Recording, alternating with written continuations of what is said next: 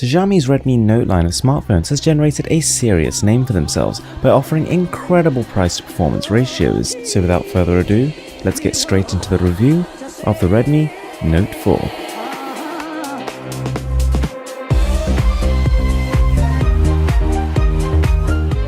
So the Redmi Note 4 actually comes in two models, and the one you're seeing here is the Redmi Note 4 Pro, which costs approximately $40 more than the standard model. Either way, the build quality far surpasses the price you pay for it. Xiaomi has seriously upped their game since the previous Redmi Note 3. They've introduced chamfered edges, and it just has a more solid feel all round. The slight curves on the sides make it palm quite nicely, and while the design is verging a tad on the unoriginal side, it does look clean, minimalist, and is a step in the right direction. So under the hood is where things get really interesting with the Redmi Note 4 Pro. So we've got the Helio X20, which is a deca-core CPU that has 10 CPU cores, and all of them are active at once. Combine this with 3GB of RAM, and the Redmi Note 4 is by far the most powerful Redmi Note smartphone to date.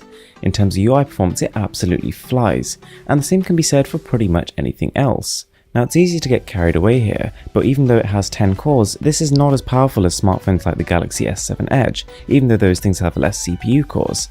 Having said that, even though it's not quite the pinnacle of gaming performance, it's very fast, and it'll pretty much run every game as you'd expect it to, with a minimum of 30 frames per second. And it goes from strength to strength, because the Redmi Note 4's display is great.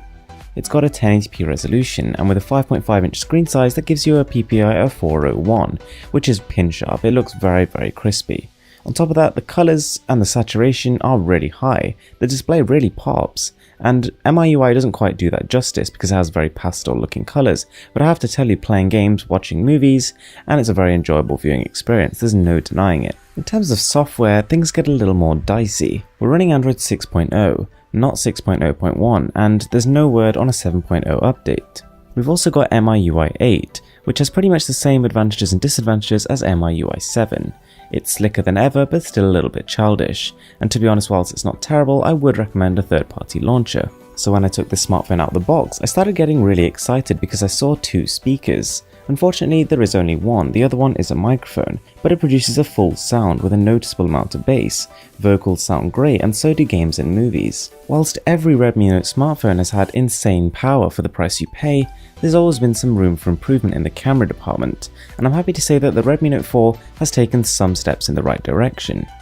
Macro shots are now starting to look very crisp, and with an f2.0 aperture you do get some decent bokeh effects. The shutter speed is faster than average for the price, it handles colour and contrast really well, and even HDR scenarios with surprising ease. Moving into indoor scenarios and even ultra low light environments, the Note 4 still manages to hold up that crispiness, which I think should be applauded. The camera is slightly less impressive when there's no real focal point, and the photos do tend to have a slightly blue tinge to them. But on the other hand, the 5MP front camera produces a really clear output, so overall the camera experience has improved a lot, and it gets better. In fact, a lot better, because the capacity of the battery on this thing is 4100 mAh, and that's massive. To give you an idea, I spent pretty much one whole day downloading apps, playing games, browsing the internet, and then I left the phone overnight, woke up the next morning, and it was still on 37%. The fingerprint scanner feels every bit as fast as it does on my S7 Edge, and we've also got support for microSD cards up to 128GB.